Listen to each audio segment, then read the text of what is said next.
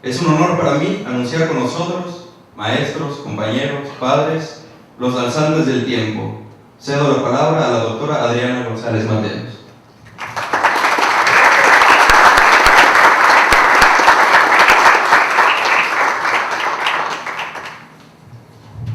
¿Me escuchan bien? ¿Sí? Bueno, muchísimas gracias. Primero quiero decir que me siento muy emocionada de estar aquí con ustedes para poder hablar de este trabajo que en este libro hay años y años de trabajo, no mío, sino de otras personas también. Este libro es una compilación de la poesía escrita por Kamau Brathwaite a lo largo de toda su vida.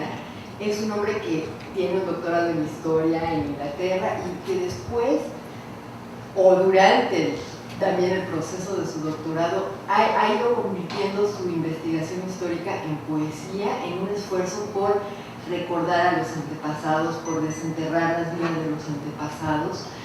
Y bueno, Kamau en este momento es un hombre de 80 años y en este libro hay como una selección de la poesía escrita a lo largo de toda esta vida, muy comprometida con esta historia, que es una historia muy dolorosa, muy difícil de recuperar. Es una historia borrada en la que él ha tenido que apelar no solamente a lo que puede encontrar en los archivos, sino a todo lo que tiene que adivinar detrás de algunos restos, detrás de algunos indicios que están dispersos por ahí.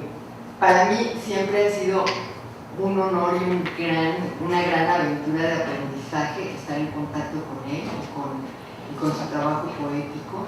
Después el libro es trabajo de Christopher Winks, mi ex esposo, quien es un conocedor de la obra de Brathwaite y se dedicó durante muchísimo tiempo también a leer esta poesía y es el que hizo posible, la antología, la ordenación de los poemas, digamos que la idea del libro es suya y la parte que me correspondió a mí fue traducir la poesía del inglés al español. Como ustedes se acaban de dar cuenta por las imágenes que había aquí hace unos momentos, la idea de traducir la poesía de Brathwaite es una idea, no es muy buena idea, empezando por ahí, razón por la cual hasta ahora no existía una traducción en forma de la obra de Brathwaite. Tengo entendido que habían aparecido algunos poemas traducidos. A lo largo de este proceso entré en contacto con Roberto Fernández Retamar, quien me dijo, bueno, yo en alguna ocasión intenté traducir la obra de Kamau Brathwaite, pero preferí renunciar a la empresa.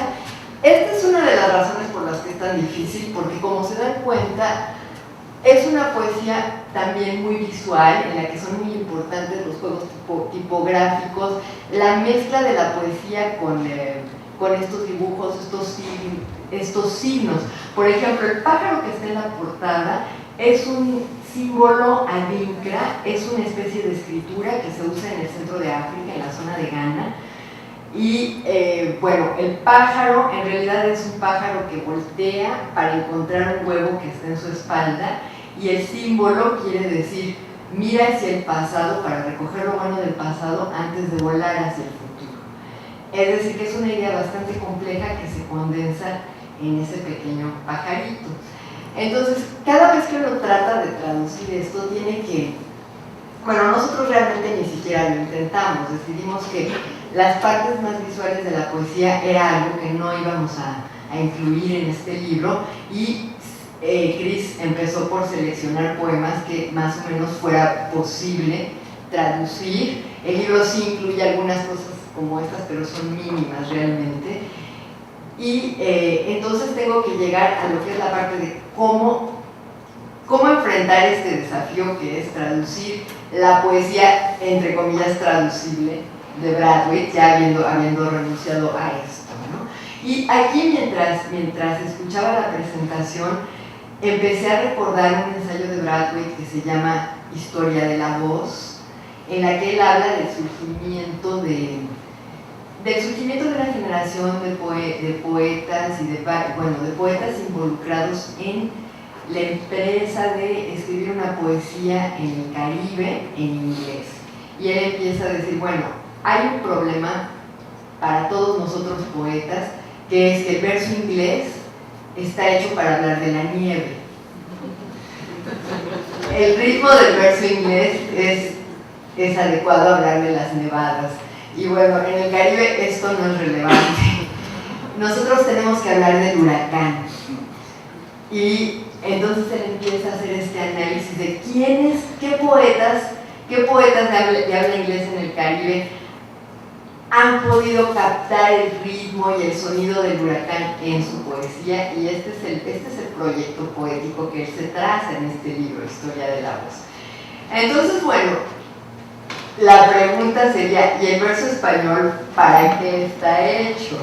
¿Y cómo es posible que en español uno lograra captar algo parecido a lo que está haciendo Bradbury? Entonces, bueno, nosotros teníamos algunas ideas de lo que queríamos hacer con la traducción. Por ejemplo, cuando tú hablas de Nation Language, él está escribiendo en un inglés coloquial, que es el inglés que se habla en la isla de Barbados, en Jamaica, en la zona del Caribe. Y nosotros nos preguntábamos, bueno, ¿cómo pasa eso al español? ¿En qué modulación del español es que tendríamos que intentarlo?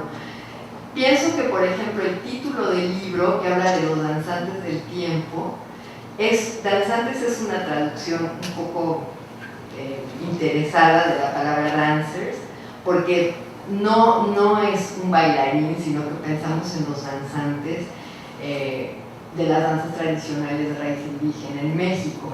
Entonces estábamos pensando, bueno, esto no es lo mismo que dice Bradbury, pero para nosotros es un equivalente. Hay otro momento en que la palabra shards se traduce como tepalcates, que es una palabra muy mexicana, que seguramente no es tampoco lo que él estaba pensando, pero a nosotros nos interesaba mucho recoger esta cualidad de un lenguaje popular, oral, y poder ponerlo lo más posible en la poesía. Debo decir que esto implicó muchas escaramuzas con los correctores de estilo en la fase final del libro, porque por ejemplo hay un poema donde él dice ritmo y lo dice con D, no con T. Entonces a mí los correctores me decían, no, es que esa palabra no se escribe así. Bueno, pero es que lo que él quiere es que se escriba así, lo que él está diciendo es eso.